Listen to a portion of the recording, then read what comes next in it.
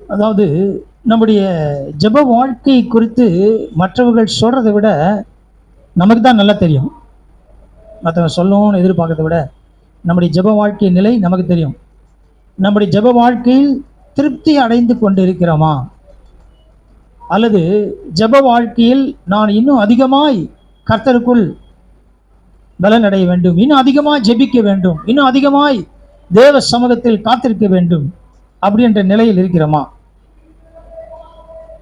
இந்த ஜெப வாழ்க்கையின் தடையா இருப்பதற்கு, அல்லது ஜெப வாழ்க்கை உடைக்கப்பட்டு இருப்பதற்கு, ஜெப வாழ்க்கை சிதைக்கப்பட்டிருப்பது, அல்லது ஜெப வாழ்க்கை இல்லாமல் இருப்பதற்கு சில காரணங்கள் இருக்கிறது. அதை தான் நாம் பார்க்க போறோம். அதை நாம் சரிப்படுத்தும் பொழுது மீண்டும் நாம் ஒரு ஜெப வாழ்க்கைக்குள்ளே செல்ல முடியும். மீண்டும் நாம் ஒரு ஜெப வாழ்க்கைக்குள்ளே செல்ல முடியும். தேவன் நம்மிடத்தில் நாம் அவருடைய பாதத்தில் அமர்ந்து காத்திருக்க வேண்டும் என்று விரும்புகிறார், ஜெபிக்க வேண்டும் என்று விரும்புகிறார். அவர் சமூகத்தில் அவரை தனிப்பட்ட வாழ்க்கையில் இங்கே வந்து ஆராதிக்கிற நல்ல விஷயம், கர்த்தரை துதிக்கிற நல்ல விஷயம். ஆனால் இது மட்டும் போதுமானது இல்லை. சரீரமாக சபை சேர்ந்து ஆராதிப்பது எதற்காகனா, ஒருவர் பலப்படுத்திக் கொள்வதற்காக. அதே நேரத்தில் தனிப்பட்ட வாழ்க்கையில் நாம் ஜெபித்து வரும்போது இங்கே பலவீனமான ஒரு சகோதரனுக்கு, ஒரு சகோதரிக்கு நான் ஆசீர்வாதமாக இருக்க முடியாது. ஆவிக்குரிய வாழ்க்கையில் பலவீனமாக இருப்பாங்க, பரிசுத்த ஆவியில் நிறைந்த பலவீனமாக இருப்பாங்க. பலமுள்ள ஒரு ஆள் இல்லையா, பக்கத்தில் என்ன செய்வாங்க, அவர்களுக்கு ஆசீர்வாதமாக இருக்கும், அவர்களை பலப்படுத்துவதற்கு பிரயோஜனமாக இருக்கும். ஒரு முறை ஒரு ஊழியக்காரரும் அவர் நண்பரும் என்ன செய்தாங்களாம், அவர் 2 பேரும் நடந்து மார்க்கெட்டு உள்ள ஜனங்கள் நடுவில் போகிறாங்க, ஜனங்கள் நடுவில் அப்படியே சுற்றுங்கிறாங்க. அவர் சொன்னார், அவங்க ட்ராக்ஸ் கொடுக்கல, ஜெபம் பண்ணல, பைபிள் வாசிக்கல, அல்லது பிரசங்கம் பண்ணல, எதுவுமே பண்ணல, ஜஸ்ட் வாக், சும்மா அப்படியே நடக்கிறாங்க. இந்த ஜனங்களுடைய நடந்து போகிறாங்க, எல்லாரும் நடந்து போகிறாங்க. ரொம்ப நாள் ஒரு அரை நாள் நடந்துட்டு வீட்டுக்கு வந்துட்டாங்க. என்ன பண்ண, ஒன்றுமே பண்ணலையே. இல்லை ஒன்றும் பண்ணல, நாம் தேவ பிரசனத்தோடு கூட அங்கே நடக்கிறோமே, அது அனைவருக்கு ஆசீர்வாதமாக இருக்கும் அப்படின்னு. அப்போ அது சபைக்கும் அப்படி மாறும் இல்லையா? அப்படி நம்முடைய வாழ்க்கையிலே இந்த ஜெப குறைவுக்கு, ஜெபத்தின் உடைக்கப்பட்ட நிலைக்கு காரணம் என்ன? 1 பேதுரு 1 அதிகாரம் 13 வசனம். 1 பேதுரு 1 அதிகாரம் 13 வசனம். ஆகையால் நீங்கள் உங்கள் மனதின் அறையை கட்டிக்கொண்டு தெளிந்த புத்தியுள்ளவர்களாய் இருந்து இயேசு கிறிஸ்து வெளிப்படும் போது உங்களுக்கு அளிக்கப்படும் கிருபையின் மேல் பூரண நம்பிக்கையுள்ளவர்களாய் இருங்கள். ஆமா, அதாவது பூரண நம்பிக்கையுள்ளவர்களாய் இருங்கள் இல்லையா? பூரண நம்பிக்கை எதுல அப்படின்னா, இந்த ஜெப குறைவு அல்லது வந்து இது எது குறிக்குது அப்படின்னா, விசுவாச குறைவு. விசுவாசத்தில் குறைவுபடும் பொழுது நமக்கு என்ன நடக்குதுன்னா, ஜெப குறைவு உண்டாகிறது, ஜெபம் உடைக்கப்படுது. இந்த விசுவாசம் ஏன் குறையுது அப்படின்னா, ஆண்டவர் என் ஜெபத்துக்கு பதிலளிக்கவில்லை. நான் இதை கேட்டேன், ஆண்டவர் எனக்கு கொடுக்கல. நான் ஜெபம் பண்ண, இது ஆண்டவர் எனக்கு செய்யல அப்படின்ற மனநிலை நமக்கு உள்ளே வரும்போது முதல்ல எங்க அடி வாங்குதுன்னா, விசுவாசம் குறைகிறது. விசுவாச குறைவு இல்லையா? விசுவாசம் குறையும் பொழுது ஜெபம் போயிடும். அதான் இங்க சொல்றாரு, பூரண நம்பிக்கையுள்ளவர்களா இருங்கள். உங்க நம்பிக்கையை இழந்து போயிடாதீங்க. ஆகையால் நீங்கள் உங்கள் மனதின் அறையை கட்டிக்கொண்டு தெளிந்த புத்தியுள்ளலா இருந்து இயேசு கிறிஸ்து வெளிப்படும் பொழுது உங்களுக்கு அளிக்கப்படும் கிருபையின் மேல் பூரண நம்பிக்கையுள்ளலா இருங்கள். இந்த பூரண நம்பிக்கை நமக்கு தேவை. பாருங்க, ஜெப வாழ்க்கை குறையும் பொழுது இயேசு கிறிஸ்துவை நான் சந்திப்பேன் என்ற நம்பிக்கையும் போயிடும். ஆண்டவரை சந்திப்போம் என்ற நம்பிக்கை என்றதை விட விருப்பமற்றவராக போயிடும், அந்த உறுதி இல்லாத நிலைக்கு போயிடுவோம். அப்ப விசுவாச குறைவு ஏற்படும் பொழுது நம்முடைய ஜெப வாழ்க்கை பாதிக்கப்படுகிறது. 1 தெசலோனிக்கேயர் 5 அதிகாரம் 16 வசனத்திலிருந்து 19 வசனம் வாசிக்கும். 1 தெசலோனிக்கேயர் 5 அதிகாரம் 16 19.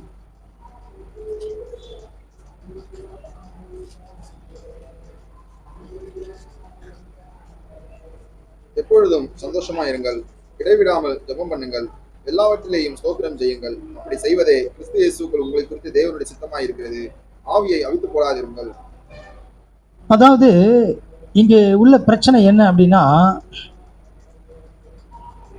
ஒரு கம்ஃபர்டபுளான ஒரு சூழ்நிலை வரும்போது ஜெபம் போயிடுது.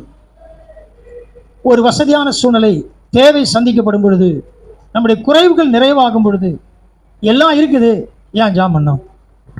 எல்லாம் இருக்குது, கடினமான சூழ்நிலை, ஆண்டவர் தேடுறதுல நம்ம ரொம்ப உற்சாகமாக இருப்போம். தேவை மிகுந்த சூழ்நிலை, பிரச்சனை மிகுந்த சூழ்நிலை, கடினமான சூழ்நிலை இல்லையா, போராட்டத்தின் சூழ்நிலை, உபத்திரவங்கள் சூழ்நிலை, நெருக்கத்தின் சூழ்நிலை, இப்படிப்பட்ட எல்லா சூழ்நிலையிலும் தேவனாய் கட்டளை சமூகத்திலே காத்திருக்கும், உபவாசிக்கும், ஜெபிக்கவும், போராடி தேவ சமூகத்திலே உட்கார்றதையும் எல்லாம் இருக்கும். ஆனால் நமக்கு ஒரு வசதியான சூழ்நிலை இல்லையா, எல்லா தேவை சந்திக்கப்பட்ட சூழ்நிலை, குறைவுகள் நிறைவாக்கப்படக்கூடிய சூழ்நிலை, இந்த தேவனை சார்ந்திருக்கிற நிலையை விட நம்முடைய ஆசீர்வாதத்தை நம்பி சார்ந்திருக்கிற சூழ்நிலையில நம்முடைய ஜெப வாழ்க்கை போய்விடும்.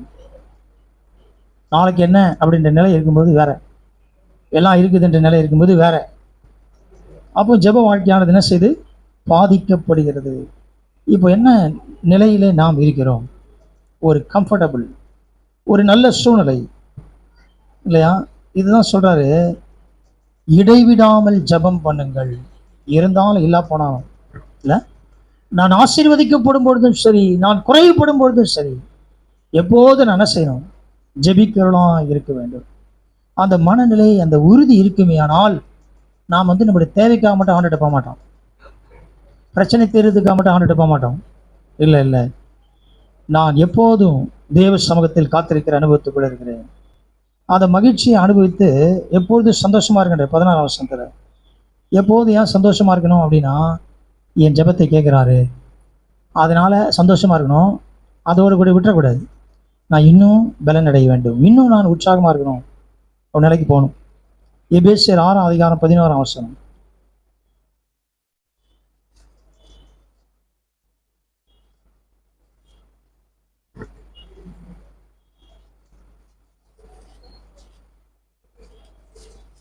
நீங்கள் பிசாசின் தந்திரங்களோடு எதிர்த்து நிற்க திராணி உள்ளவர்களாகும்படி தேவனுடைய சர்வாயுத வர்க்கத்தையும் தரித்துக் கொள்ளுங்கள். அதாவது திராணி உள்ளவர்களாகும்படி, நீங்கள் பிசாசின் தந்திரங்களோடு எதிர்த்து நிற்க திராணி உள்ளவர்களாகும்படி, இந்த ஸ்ட்ரென்த்து, ஒரு ஸ்டடி நமக்குள்ள, அந்த ஒரு ஸ்டடி மைண்ட் இல்லை அப்படின்னா ஜெப வாழ்க்கை போயிடும். இதுதான் இங்கே திராணின்னு எழுதுறார். திராணி உள்ளவர்களாய் இல்லை அப்படின்னா ஜெப வாழ்க்கை இல்லை. இது ஒரு காரணம். பிசாசு சோதிக்கும் பொழுது நமக்கு பலன் தேவை, தேவ பலன். திராணி அதான் சொல்றார், ஒரு ஸ்டடி மைண்ட், உறுதியாக இருக்கிறேன், எல்லா பிரச்சனையும் உறுதியாக இருக்கிறேன். எதுனா ஒரு சின்ன பிரச்சனை வந்தால் கூட உடனே ஜபம்தான் போவோம். முதல்ல குறை சொல்லுவோம், அடுத்தது ஜபம் நிறுத்திடுவோம். அன்றைக்கி ராத்திரி ஜபம் இல்லை, அடுத்த நாள் ஜபம் இல்லை. ஒரு நாள் ஜபத்தை நிறுத்தும் போது தெரியாது, ரெண்டாவது நாள் கொஞ்சம் குறையும் ஆவியில், அப்படியே 3 4 5 நாள் போன பிறகு கூலாகிடும். ஜபம் பண்ணவில்லை என்ற குற்ற உணர்வே இருக்காது. ஜபம் பண்ணல அப்படின்ற ஒரு சிந்தையே இல்லாமல் போயிடும். ஜபிக்கணுன்ற வாஞ்சை போயிடுச்சு. ஏன்? ஸ்ட்ரென்த் இல்லை, அல்லது ஸ்டடி மைண்டு, ஒரு ஸ்திரத்தன்மை, உறுதியான நிலை ஜெப வாழ்க்கையில். ஆனால் ஆண்டவர் எல்லாவற்றையும் மன்னிக்கிறார். மீண்டும் நம்மை ஜெப வாழ்க்கைக்குள்ளே நம்மை நிறுத்த வேண்டும் என்று விரும்புகிறார். மீண்டும் ஜெபிக்கிற அந்த உறுதியான நிலைக்குள் நம்மை நடத்த வேண்டும் என்று தேவன் விரும்புகிறார். அப்படியே விட்டு வரனா விட மாட்டார். அவர் உறுதியாக இருக்கிறார் உங்களை ஜெபிக்க வைக்கிறதுல, உங்களுக்கு உதவி செய்வதில் அவர் உறுதியாக இருக்கிறார். எதை தான் எழுதுறாரு இங்கே பவுல், உங்களுக்கு என்னெல்லாம் கொடுத்துருக்கிறாரு. இதெல்லாம் ஏன் கொடுத்துக்கிறாருன்னா, உங்கள் ஜெப வாழ்க்கைக்காக, உங்கள் ஜெப வாழ்க்கை ஸ்திரமாக இருப்பதற்காக, தொடர்ச்சியாய் தேவ சமூகத்தில் காத்திருந்து ஜெபிப்பதற்காக. ஒரு உறுதியற்ற நிலை நம்முடைய ஆவிக்குரிய வாழ்க்கையில் இல்லை அப்படின்னா ஜெபம் போயிடுது. ஏன் உறுதி இல்லை? நமக்கு வருகிற பிரச்சனைகள், அதை தான் எழுதுற, நமக்கு வருகிற பிரச்சனைகளின் போது நீங்கள் என்ன செய்யலாம்னா, அது தேவனிடத்திலே சொல்லலாம். ஆண்டவரே, எனக்கு இது போல பிரச்சனையாக இருக்கிறேன், எனக்கு உதவி செய்யுங்க. தேவனிடத்தில் நாம் போக வேண்டுமே தவிர மனசோர்வுக்குள்ளாகி அல்லது நாமே ஒரு தீர்மானத்துக்குள்ள அல்லது கைவிடுகிற நிலை, அவ்வளோதான் ஆண்டவர் கைவிட்டார் என்ற நிலைக்குள்ள என்ன செய்யக்கூடாது, போகக்கூடாது. அதில் உறுதித்தன்மையாய் நாம் காணப்பட வேண்டியது அவசியமாக இருக்கிறது. அடுத்தது 1 யோவான் முதலாம் அதிகாரம் 9ஆம் வசனம்.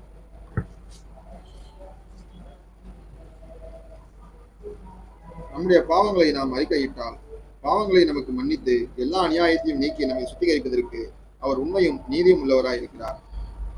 ஜெப வாழ்க்கைக்கு தடையா இருப்பது என்ன அப்படின்னா, கில்ட்டி, செல்ஃப் கில்ட்டி, அதாவது சுயமாய் வருகிற ஒரு குற்ற உணர்வு. என்ன அப்படின்னா, அதுதான் இங்க சொல்றார், நம்முடைய பாவங்களை நாம் அறிக்கையிட்டால் ஆண்டவர் நம்மை நீக்கி சுத்திகரிக்கிறது. அவர் உண்மையா இருக்கிறார், நீதியும் உண்மையா இருக்கிறார். ஆண்டவர் எப்படி இருக்கிறாரா, உண்மையும் நீதியும் உள்ளவரா இருக்கிறார்.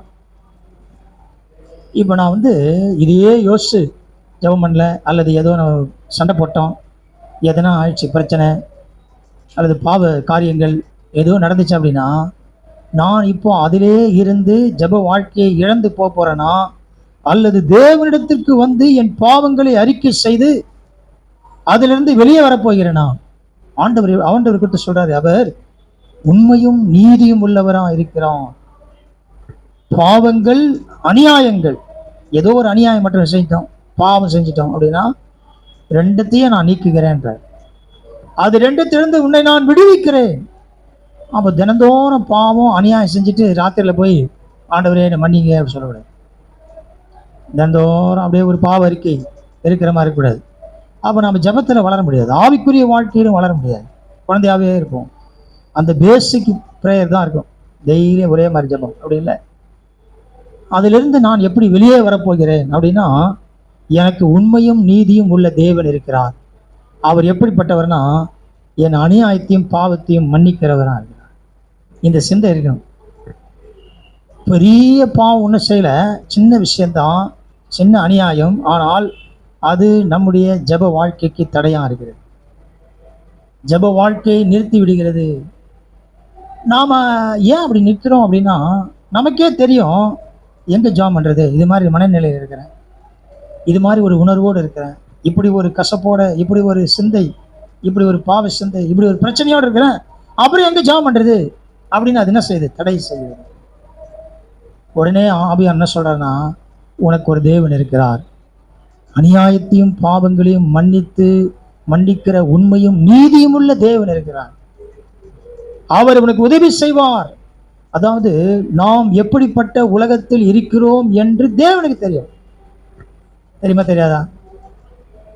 உலகத்தில் விட குடும்பத்தில் நாம் எப்படிப்பட்ட குடும்பத்தில் நான் உன்னை வைத்திருக்கிறேன் என்று ஆண்டவருக்கு தெரியும். எப்படிப்பட்ட மனைவியை கொடுத்திருக்கிறேன் என்று ஆண்டவருக்கு தெரியும். எப்படிப்பட்ட கணவனை கொடுத்திருக்கிறேன் என்று ஆண்டவருக்கு தெரியும். இப்போ குடும்பத்துக்குள்ளே நமக்கு ஜப வாழ்க்கை குறைவு ஏற்பட காரணம். நாம் சாக்கு சொல்லிட்டு ஜபத்தை நிறுத்தக்கூடாது.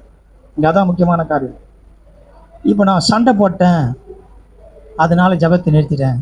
குடும்ப சண்டை, பிரச்சனை, வீட்டில் சண்டை, மற்றவங்க பிரச்சனை முன்னால் சண்டை, ஏதோ சில காரியங்கள், கோபம், எரிச்சல், பொறுத்து பார்க்குறேன், சில நேரத்தில் முடியவே மாட்டேங்குது. ஏதோ சில பிரச்சனைகள் என்ன செய்யுது அப்படின்னா, நம்மை அநியாயம் பாவம் செய்த வைத்து. இப்போ நான் இந்த செல்ஃப் கில்ட்டி, என்னுடைய குற்ற உணர்வுக்குள்ளே இருக்க போகிறேனா, அல்லது தேவனிடத்தில் மீட்புக்காக மீட்கப்பட்டு நான் வெளியே தேவனோடு கூட ஜெபிக்க போகிறேனா? பரிசுத்த ஆவியானவர் நமக்கு உதவி செய்கிறார். நம்முடைய ஜெப வாழ்க்கைக்கு அவர் நமக்கு உதவியாக இருக்கிறான். நம்ம மறந்து போயிடக்கூடாது. பிசாசுடைய வேலை என்னன்னா, எப்படியாவது நாம் ஜெபிப்பதை நிறுத்தணும். ஏன்னா அவனுக்கு தெரியும், ஜெபிக்கிற குடும்பத்தில் அவன் இருக்க முடியாது, ஜெபிக்கிற குடும்பத்துக்குள்ள அவன் வேலை செய்ய முடியாது. அதனால என்ன செய்யணும்னா, ஜெபிப்பதை நிறுத்த வைக்கணும். எதுனா அவன் செய்வான், நிறுத்த வைக்கிறான், குற்ற உணர்வுக்குள்ள ஆக்குறான். அப்போ என்ன ஆகிடுவோம், அவ்வளோதான். கொஞ்சம் கொஞ்சமாக அப்படியே இவ்வளோ செஞ்சுட்டு இன்னும் கொஞ்சம் பாவம் பெரியன்னு போகும். அப்புறம் அதிலிருந்து வெளியே ஜெப வாழ்க்கைக்குள்ளே நாம் என்ன செய்யணும், விட வேண்டும். 1 கொரிந்தியர் 10ஆம் அதிகாரம் 13ஆம் வசனம். 1 கொரிந்தியர் 10ஆம் அதிகாரம் 13ஆம் வசனம். மனுஷருக்கு நேரிடுகிற சோதனையே அல்லாமல் வேறே சோதனை உங்களுக்கு நேரிடவில்லை.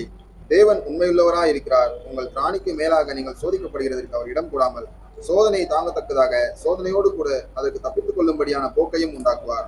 ஆமா, முதல் காரியம், மனுஷருக்கு நேரிடுகிற சோதனை அல்லாமல் வேறு சோதனை உங்களுக்கு நேரிடவில்லை.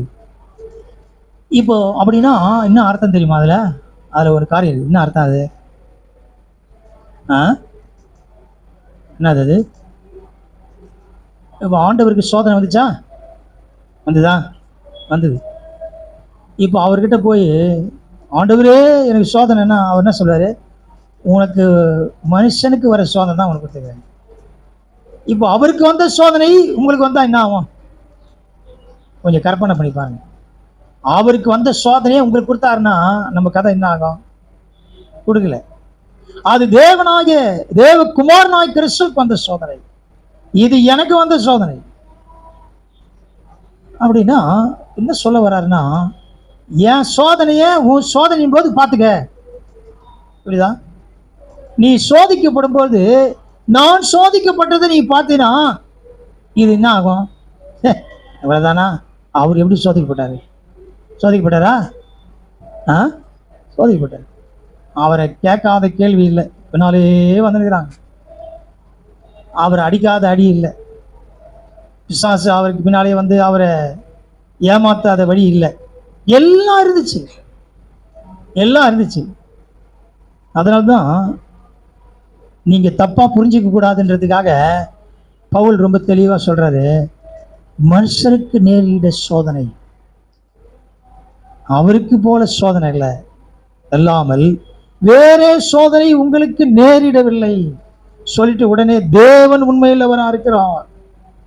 அங்கேயும் பார்த்தா அவர் உண்மையும் நீதியும் உள்ளவரா இருக்கிறார். எதுக்கு? மன்னிக்கிறதுக்கு. இங்க உங்களுக்கு வருகிற சோதனையில் நீங்கள் சோர்ந்து போய்விடாதபடி, சோதனையிலே விழுந்து போய்விடாதபடிக்கு உங்களுக்கு உதவி செய்வதற்கு அவர் உண்மையுள்ளவரா இருக்கிறார் இல்லையா? அதனால நீங்க இதை புரிஞ்சுங்க. ஆண்டவரே சோதனை வந்தா, ஆண்டவரே எனக்கு என்ன சோதனை வரணுமோ அதுதான் வந்துக்குது, உங்களுக்கு வர மாதிரி வரல எனக்கு. உங்களுக்கு வர மாதிரி எனக்கு வரல. எனக்கு வந்திருக்கிறது மனுஷனுக்கு வர மாதிரி தான். அடுத்தது சொல்றாரு உண்மை இல்லை. எதுக்கும்? உங்கள் திராணிக்கு மேலாக நீங்கள் சோதிக்கப்படுவதற்கு அவர் இடம் கொடாமல், இடம் கொடுக்கல. அப்படின்னா அவருக்கு தெரியும் நம்முடைய பிள்ளைகள் எவ்வளவு வெயிட் அவங்களால தூக்க முடியும் நமக்கு தெரியும், எவ்வளவு தூரம் அவங்களால நடக்க முடியும் நமக்கு தெரியும் இல்ல, எவ்வளவு நேரம் அவங்க பசி தாங்கிப்பாங்கன்னு நமக்கு தெரியும், எவ்வளவு அவர்கள் பொறுமையா இருக்கிறாங்க அப்படின்னு நமக்கு எல்லாமே தெரியும். அவங்களால முடியும்னு தெரியும். அப்ப நம்ம உடனே என்ன செய்யறோம்னா அந்த பிள்ளைகளுக்கு தேவையானதை செய்கிறோம். நமக்கு தெரியும்ல. நமக்கு தெரியும் போது பரம தகப்பனுக்கு நம்மை பற்றி தெரியாதா? கட்டாயம் தெரியும். ஆனா அதுதான் நமக்கு தெரியல, அதான் பிரச்சனை. நமக்கு தெரியாதான் பிரச்சனை. நமக்கு தெரிஞ்சதுன்னா நாம் என்ன செய்ய மாட்டோம் அப்படின்னா சோர்ந்து போக மாட்டோம். ஒரு பெரிய எதிர்பார்ப்பு, இப்படியா நடந்துச்சு அப்படியா, அந்த ஒரு கவலை, பயம், அந்த மாதிரியான குழப்பத்துக்குள்ள நான் போக மாட்டோம். என்ன செய்வோம்? ஆண்டவர் பார்த்து பாருங்க, கர்த்தர் பார்த்து கொள்ளுவார். நம்முடைய கடினமான இந்த சோதனை பிரச்சனையின் போது நமக்கு உதவி செய்யறதை விட நமக்கு உபத்திரம் கொடுக்கறதுக்கு ஆள் இருப்பாங்க. உதவி செய்ய மாட்டாங்க. உதவி செய்வாங்களா? யாரா இருக்கிறாங்களா உதவி செய்யறதுக்கு? சோதிக்கப்படும் போது இது ஏன் வந்துச்சு தெரியுமா? அதனால தான் உனக்கு ஏன் இந்த பிரச்சனை வந்துச்சு, இப்படி பண்ண அப்படி பண்ண பரிசெயரை போல சொல்கிற ஆள் இருக்காங்க. ஆனால் ஆண்டவர் என்ன சொல்கிறார் அப்படின்னா, நான் உதவி செய்கிறவனுக்கு, நான் உனக்கு. இப்போ எங்கே போவீங்க? மனுஷன்கிட்ட போகிறதா ஆண்டர்கிட்ட போகிறதா? மனுஷன்கிட்ட போனீங்கன்னா அவங்க உங்களுக்கு நியாய தீர்ப்பு கொடுப்பார்கள். தேவனிடத்தில் போனால் உதவி செய்கிறார். உங்கள் திராணிக்கு மேலாக நீங்கள் சோதிக்கப்படுவது அவர் இடம் கூடாமல் சோதனை தாங்கத்தக்கதாக சோதனையோடு கூட அதற்கு தப்பிக்கொள்ளும்படியான போக்கையும் உண்டாக்குகிறார். இதெல்லாம் ஏன் செய்யறாரு? ஏன் செய்யறாரு? மேல ஒரு வசனங்குது, கீழே ஒரு வசனம். இதெல்லாம் செய்யாம வந்த பிரச்சனையே இல்லைங்க. சோதனையும் கொடுப்பாராம், அப்புறம் அதுக்கு அளவா கொடுப்பாராம், அப்புறம் தப்பிச்சுக்கிறதுக்கு ஒரு வழியும் கொடுப்பாராம். ஏன் அப்படின்னா நான் ஒழுங்காகிறதுக்காக. நாம ரொம்ப ஒரு மாதிரி போயிடக்கூடாதுல்ல. சில நேரத்துக்கு தலைக்கால் புரியாமல் ஆகிடும். உலக வாழ்க்கையில தலைக்கால் புரியாமல் ஆயிடும். என்ன பண்ணுறது நமக்கு தெரியல. அப்போ என்ன செய்யறாருன்னா ஒரு சோதனை கொடுக்குறாரு. சோதனை கொடுக்கும்போது அளவாக கொடுக்குறாரு. அளவு மிஞ்சிலாம் கொடுக்கல, அதோடு கூட உதவியும் செய்கிறார், வழியும் காட்டுறார். அப்படின்னா நம்ம எந்த சூழ்நிலையிலும் எளிதான ஒரு காரியத்தை அல்லது எளிதான வழி, ஒரு எதிர்பார்ப்பு, எளிதான வழி என்ற எதிர்பார்ப்பை விட என்னுடைய ஆவிக்குரிய வாழ்க்கையில் கடினம்தான், சோதனை தான், ஆனால் தேவன் எனக்கு உதவி செய்கிறார் அப்படின்ற மனநிலை இருக்கும்போது நாம் என்ன செய்வோம்? ஜெப வாழ்க்கையை விட்டு விடாதிருக்கிறவர்களா இருப்போம் இல்லையா? இன்னொரு வருஷம் வாசிக்கலாம். சங்கீதம் 23:4. சங்கீதம் 23:4.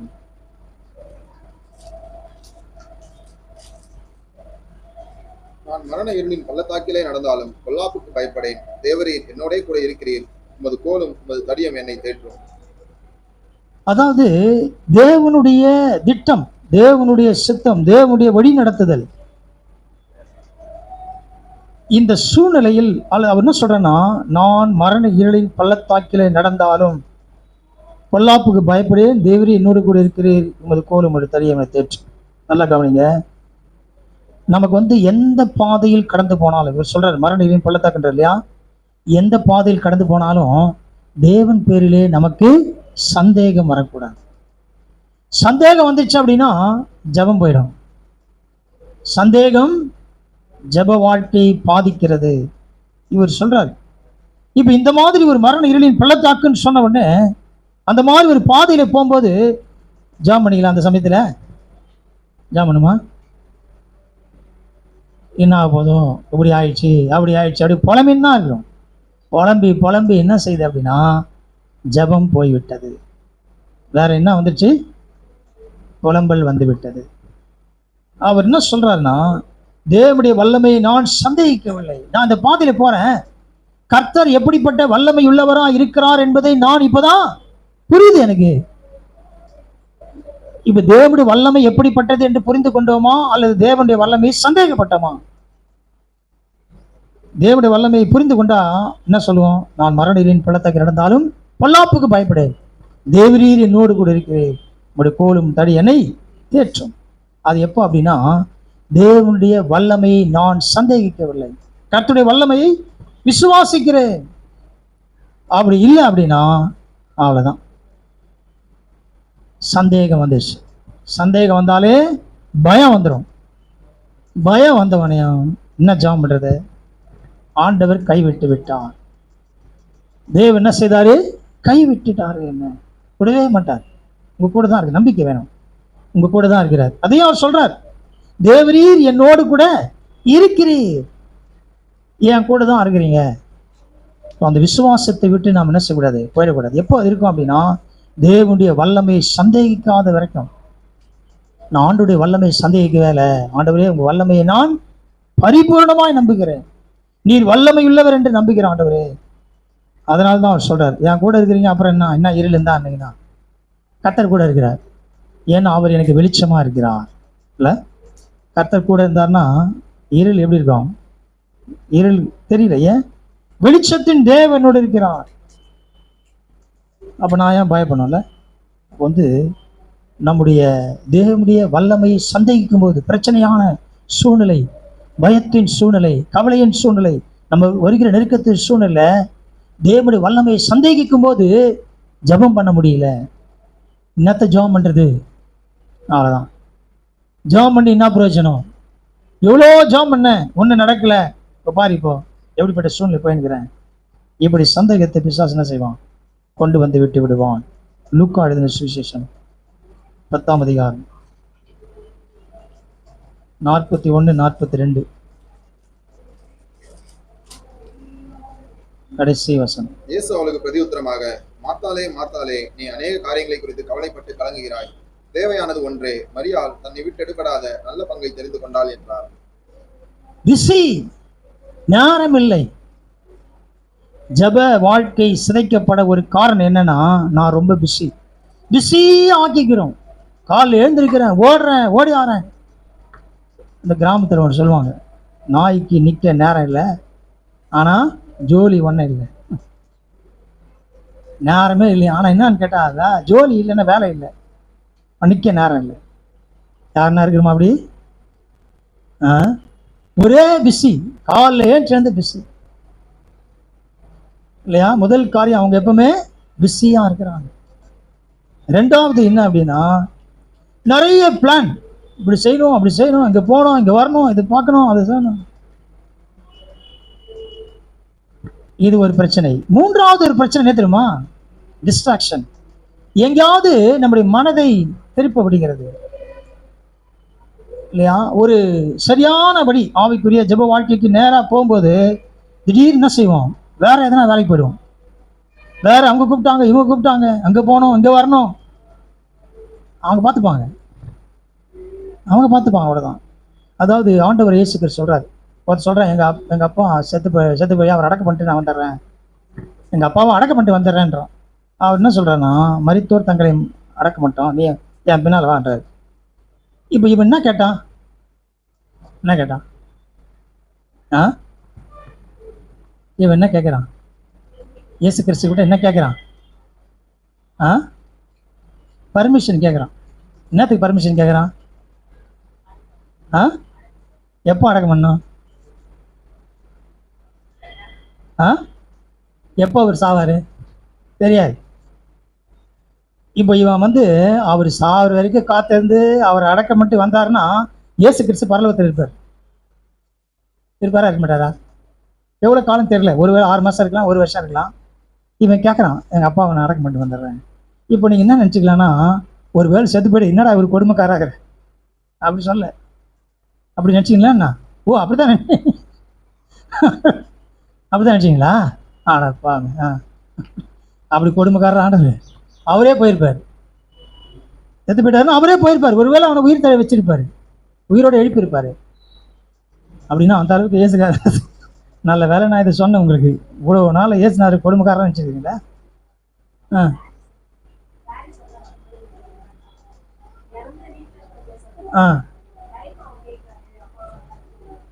ஒரு ஆளுக்கு மட்டும் தெரிஞ்சுக்குது சொன்ன பிறகா. அப்போ இங்கே அப்படி அங்கே சொல்ல, இங்கே பாருங்க, இங்கே வந்துடலாம் திரும்ப. இந்த இடத்துல பிஸி, எனக்கு நேரமே இல்லை. இந்த அம்மா அப்படிதான் இருக்குது. அவர் என்ன சொல்றதுன்னா, இயேசு அவளுக்கு பிரதித்திரமாக, மார்த்தாலே மார்த்தா, நீ அநேக காரியங்களை குறித்து கவலைப்பட்டு கலங்குகிறாய். நீ கவலைப்பட்டு கலங்குற, என் பாதத்தில் என்ன செய்ய முடியல, உட்கார முடியல. நாளை தினத்துக்காக கவலை, அடுத்த வருஷத்துக்காக கவலை, பல விதமான பிரச்சனைகளுக்காக கவலை, இல்லாததுக்காக கவலை. பிரச்சனையே இருக்காது, ஆனால் அதுக்காக கவலைப்படுவோம். பிரச்சனை ஒன்றும் இல்லை, வராததுக்காக கவலைப்படணும். ஏன் கவலைப்படுறீங்க? வந்தா என்ன பண்றது? அதான் வரலையே, வரதுக்கு முன்னால கவலைப்பட்டு அதான் வரலையே, அதுக்கப்புறம் ஏன் கவலைப்படணும்? அதான் தெரியல, என்ன தெரியல, ஏன் கவலைப்படுறேன்னு தெரியல, கவலைப்படுங்க. இங்க ஆண்டவர் சொல்ற, நீ கவலைப்பட்டு கலங்குகிறார். ஆண்டவருக்கு முன்னாலே தெரியுமா கவலைப்பட்டு கலங்குறது? தெரியும். ஆனா அவரே சொல்றதை விட அந்த அம்மாவை கேட்கட்டும், அமைதியா இருப்பார் ஆண்டவர். ஆண்டவரிடத்துல கேட்ட உடனே அப்பதான் சொல்ற, நீ நீயே கவலைப்பட்டு கலங்கி நிற்கிற, தேவையில்லை அப்படின்றார். அடுத்து சொல்ற, தேவையானது ஒன்றே, மரியாள் தன்னை விட்டு எடுப்படாத நல்ல பங்கு தெரிந்து கொண்டான்.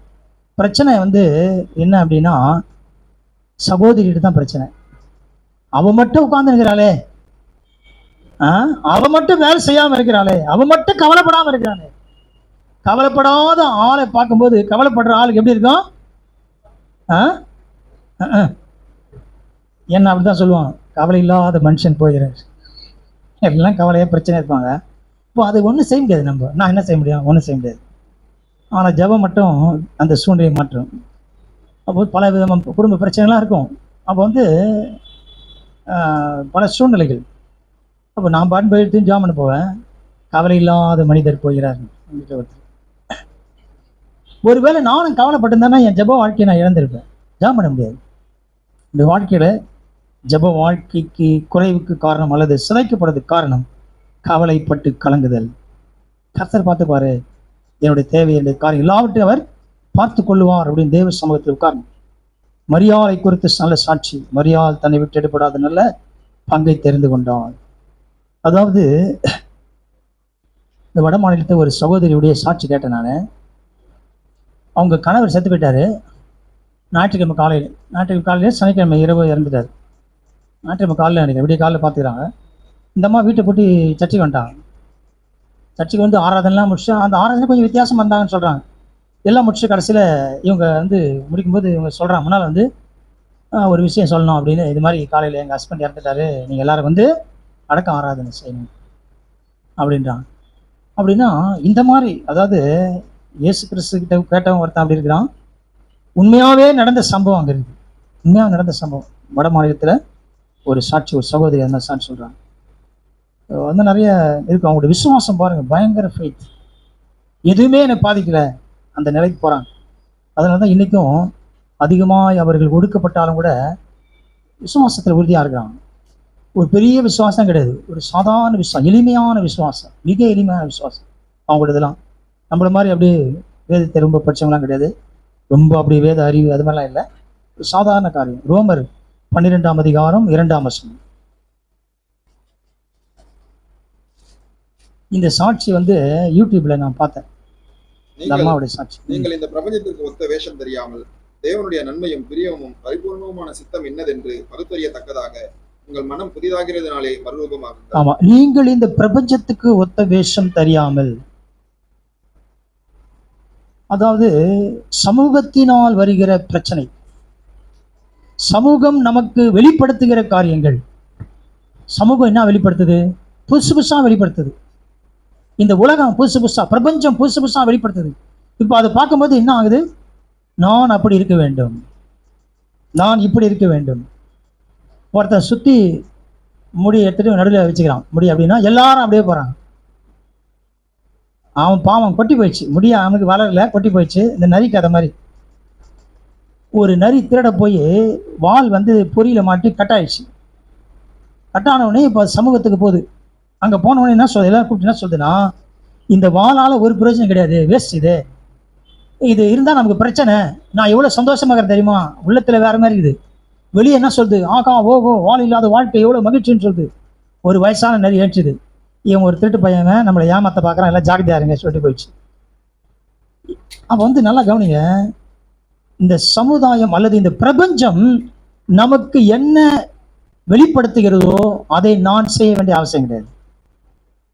பிரபஞ்சம் இப்படி ட்ரெஸ் பண்ண வைக்குது, பிரபஞ்சம் இப்படி இருன்னு சொல்லுது, இப்படி பேச வைக்குது, இப்படி ஸ்டைலா இரு, இதெல்லாம் கற்றுக் கொடுக்கிறது. இப்போ நான் என்ன செய்ய போறேன் அப்படின்னா, பிரபஞ்சத்தை பார்த்துன்னு போயிருந்தா ஜெப வாழ்க்கை அவுட்டு. இப்போ நான் யாரை பார்க்க போறேன்? கிறிஸ்துவை பார்க்க போகிறேன். இன்னொரு விஷயம் என்னன்னா, நான் யாரை கவருவதற்காக வாழ்கிறேன்? கிறிஸ்துவை கவருவதற்காக வாழ்கிறேனா?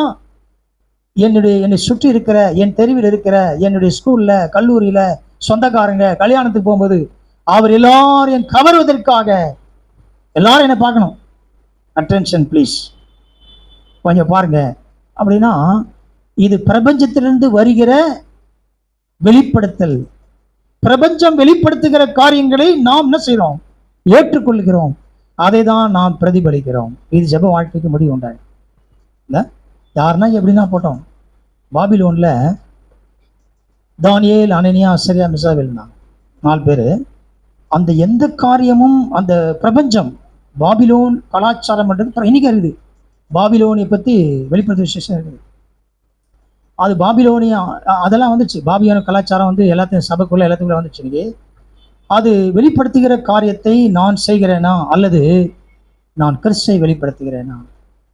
இது வந்தாலே ஜெபம் போயிடும். எது? பாபிலோனிய கலாச்சாரம் அல்லது பிரபஞ்சத்தின் ஒத்த வேஷம். இது வந்து அவ்வளோதான் நம்முடைய ஜெப வாழ்க்கையை பார்த்துக்கு. தேவனுடைய நன்மையும் தெரியாமல், தேவனுடைய நன்மையும் பிரியமும் பரிபூர்ணமான சித்தம் என்னென்று பகுத்தறியத்தக்கதாக உங்கள் மனம் புதிதாக மறுபமாகிறது இல்லையா? அப்போ இந்த உலகம், இந்த சமுதாயம் வந்து எதை வெளிப்படுத்துகிறது அப்படின்னா, பிரபஞ்சத்தை வெளிப்படுத்துகிறது, இந்த உலக காரியத்தை வெளிப்படுத்துகிறது. இப்போ அந்த ஸ்டைலுக்கு நான் போகணும். அப்படி இல்லைன்னா அந்த சமுதாயம், இந்த பிரபஞ்சம் என்ன செய்யாது? மதிக்காது இல்லை? எல்லாரும் தலையை ஒரு பக்கம் வெட்டினானா எல்லாம் தலையை சட்டையாக வெட்டிக்கிறான். எல்லாரும் தலையை ஒரு கலர் கலராக பண்ணிக்கிறானா கலர் கலராக பண்ணிக்கிறான். எல்லாரும் பேண்ட்டை டைட்டாக போட்டுக்கிறானா எல்லாம் டைட்டாக போட்டுக்கிறான். எல்லாரும் சட்டையை பெருசாக போட்டுக்கிறானா சட்டை பெருசாக போயிடும். எல்லாரும் சட்டையை சின்னதாக போட்டுக்கிறானா சின்னதாக போயிடும். ஏன்? பிரபஞ்சம் வெளிப்படுத்துகிறதை நாம் பார்த்து கொண்டிருக்கிறோம். இப்போ ஜெப வாழ்க்கை இருக்குமா? இப்போ அங்கே போயிடும் மைண்டெல்லாம். நானும் இப்படி இருக்கணும், அப்படி ட்ரெஸ் பண்ணணும், அப்படி போடணும். ஜெப வாழ்க்கை போயிடுச்சு. அது ஒரு காரணம். அப்போ நாம வேதம் என்ன எனக்கு கற்றுக் கொடுக்கிறது? பாபிலோன்ல அவங்களுக்கு தேவன் என்ன சொல்லி கொடுத்ததோ அவன் செய்கிறாங்க. இந்த பிரபஞ்சம் அவங்களுக்கு நிறைய விஷயத்தை கற்றுக் கொடுக்குது. ஆனால் இல்லை இல்லை இல்லை இல்லை, எனக்கு எங்கள் ஆண்டவர் என்ன சொல்லி கொடுத்தாரோ அதான் நான் செய்வேன். நான் முட்டாளாக இருக்கிறீங்க, உலகத்தை அனுபவிக்கலாம்ல. நல்ல ராஜ போஜனம் கிடைக்குமா? கிடைக்காது. அரண்மனையில் அந்த ஒயின் அந்த அளவுக்கு இருக்குமா? பெஸ்ட் ஒயின் இருக்கிறதுலே, தேசத்திலே இருக்கிற பெஸ்ட் ஒயின் ராஜா கிட்ட தான் இருக்கு. அது சாப்பிடலாம், எல்லாம் இருக்குது. ஆனால் மைண்டில் வருது பிரபஞ்சம். இதை நான் வேணாம், நான் தேவனை வெளிப்படுத்தணும். அதனால தான் பெரிய சாட்சி அவன் சொல்கிறான், உங்கள் தேவன் தான் என் தேவன், தானியேலின் தேவனே தேவன். எல்லாரும் அவங்கள தான் ஆராதிக்கணும். இனிமேல் தான் தூக்கி போட்டு போயிட. ஏன்? அவர்கள் பிரபஞ்சத்தை வெளிப்படுத்துகிற காரியங்களை ஏற்றுக்கொள்ளவில்லை. புதுசு புதுசாக வரும் பிரபஞ்சத்தில். வருதா? எல்லாம் வருது புதுசு, டெய்லி ஒன்று வருது புதுசாக. அதுக்கு பெரிய விளம்பரம். பொருளுடைய விலை 10 ரூபாய் அப்படின்னா விளம்பரத்துக்கு அவன் 1000 ரூபாய் செலவு பண்ணுறான். அந்த காசு யார் கொடுக்கணும்? வாங்குற ஆள் தான் கொடுக்கணும். இப்போ நீங்கள் ஏன் வாங்குறீங்க? விளம்பரத்தை பார்க்குறது வாங்குறோம்.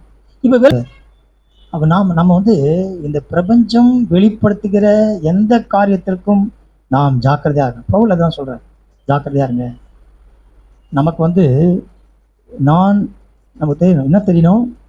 நான் யாரை பிரியப்படுத்த போகிறேன், அல்லது யாரை பிரதிபலிக்க போகிறேன், அல்லது யாருக்கு பிரியமாக இருக்க நான் வாழப் போகிறேன். இது இல்லை, இதெல்லாம் நமக்கு இது வரும், உற்சாகமாக வரும் ரட்சிக்கப்பட்ட உடனே. ஆனால் அது என்ன ஆகும் அப்படின்னா, சூழ்நிலைகள் பலவிதமான காரியங்கள் என்ன செய்யுதுன்னா, அப்படியே கொஞ்சம் கொஞ்சமாக பிரபஞ்சம் வெளிப்படுத்த அதை பார்க்கும்போது ஆசையாக இருக்குது. இவங்களாம் இப்படி இருக்கிறான், அவங்களாம் அப்படி இருக்கிறான், இப்போ நான் மட்டும் இப்படி இருக்கிறேன், நான் மட்டும் போட்டுக்க இப்படி மாட்டுக்க அப்படி செய்ய. இன்னைக்கு பிரபஞ்சம் என்ன வெளிப்படுத்துகிறதோ அதை தான் சபை வெளிப்படுத்துது. சபை பிரபஞ்சத்தை வெளிப்படுத்துகிறதா மாறி நிறுது இல்லை? ஒருத்தர் அதை சொல்றாரு, அவரு அங்கே இப்படி இருக்குது, அதனால நான் அங்கே போறேன் அப்படின்றார். ஏன் அங்கே போறேன்? பிரபஞ்சம் அங்கே இருக்கிறது. அந்த சபையில பிரபஞ்சம் இருக்குது. அங்கே போனா இதெல்லாம் பார்க்கலாம், இது மாதிரி ட்ரெஸ் போட்டு ஆடுற ஆளை பார்க்கலாம். சினிமாவே கேட்டுச்சு. இப்போ எப்படி ஜபம் இருக்கும்? இந்த ஆள் ஜாம் பண்ணுவார வீட்டில்? பிரபஞ்சம் வெளிப்படுத்துகிற காரியங்களை நாம் செய்யும் பொழுது ஜப வாழ்க்கை காலி. அப்போ நமக்கு என்ன முக்கியம் அப்படின்னு, நம்முடைய ஆவிக்குரிய வாழ்க்கையை முக்கியமாக வச்சுக்கணும். எனக்கு எல்லாவற்றுக்கும் மேலானது என்னுடைய ஆவிக்குரிய வாழ்க்கை. தேவனுக்கு எனக்கும் உள்ள உறவு, ஐக்கியம் தான் தேவை. அது போயிடுச்சு அப்படின்னா எல்லாம் போயிடுச்சு. ஜெபிப்போம். பிதாவே, இந்த நல்ல கால வேளைக்கான நன்றோடு ஸ்துதிக்கிற ஆண்டவரே, என்னுடைய ஜெப வாழ்க்கைக்கு தடையா இருக்கிற அநேக காரியங்களை நாங்கள் நாளை பார்த்தோம் ஆண்டவரே. சந்தேகங்கள், குற்ற உணர்வு, நாங்களே தவறான பிஸியா இருக்கிற காரியங்கள், பிரபஞ்சம் வெளிப்படுத்துகிற காரியங்கள், இப்படி அநேக காரியங்களை பார்த்தோம் ஆண்டவரே. இந்த காலவெளியில் எங்களுடைய எதெல்லாம் எங்களிடத்துல குறையா இருந்து எங்கள் ஜெப வாழ்க்கையை பாதிக்கிறதோ அவை எல்லாவற்றையும் இப்பொழுது அறிக்கை செய்கிறோம் ஆண்டவரே. கர்த்தாவே, உங்களை விட மேலான காரியம் உங்க சமூகத்தில் காத்திருக்கிறதை விட மேலான ஒன்று எங்களுக்கு ஒன்றும் இந்த உலகத்தில் வேண்டாம் ஆண்டவரே. அப்படிப்பட்ட மேன்மையான காரியங்களை நாங்கள் உதறிவிட்டு உங்க சமூகத்தில் காத்திருப்பதற்கு எங்களை தகுதிப்படுத்தும்படியாக நாங்கள் அர்ப்பணிக்கிறோம் ஆண்டவரே. உங்களுடைய கிருபையில பிரசன்னமோடு இருந்து வழி நடத்த முடியும். வாரம் முழுமையும் ஒவ்வொருவரையும் காத்துக்கொள்ளும்படியும் ஆஜிக்கிறோம். ஒவ்வொரு வேலை பிரயாணம் எல்லாம் காத்துக்கொள்ளுங்க. ஒவ்வொருக்கும் நல்ல சுகத்தையும் பலனையும் ஆரோக்கியத்தையும் கிருபை தாங்க ஆண்டவரே. உங்களுடைய தேவையெல்லாம் சந்தி குறைவு நிறைவாக்கும்படி உங்களுடைய பிரயாசம் பல வாங்கி ஆசிரியர் பண்ணத்தார் நாமத்தை மயம்படுத்தும். எல்லா துதிகன மகிமை மேன்மையாமற்று முறை செலுத்திடும். இயேசு கிறிஸ்துவின் வல்லமையுள்ள மாறாத நாம துதிக்கிற பிதாவே, ஆமென். இயேசு